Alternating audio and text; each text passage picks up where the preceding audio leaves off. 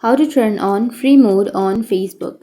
So if you want to turn on free mode on your Facebook, then first you need to open up your Facebook application.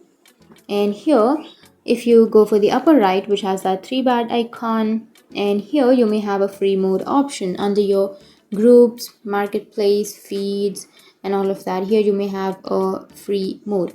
But if you don't have that free mode option on your Facebook, then it means that the option is not available in your region or in your country. That might be the problem. Or if that is available, then you can simply go back and you can open up your settings and scroll down and go for apps. And under your apps, you need to open up your Facebook on your settings. And once you open your Facebook, now you can simply go for storage and cache.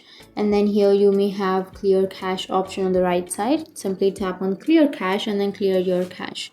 Once you've cleared your cache, now you can remove that. And then make sure to turn on your internet connection, like your Wi-Fi or your data.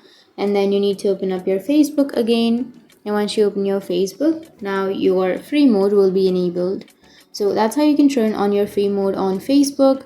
And if you have any questions, feel free to comment below. Thanks for watching.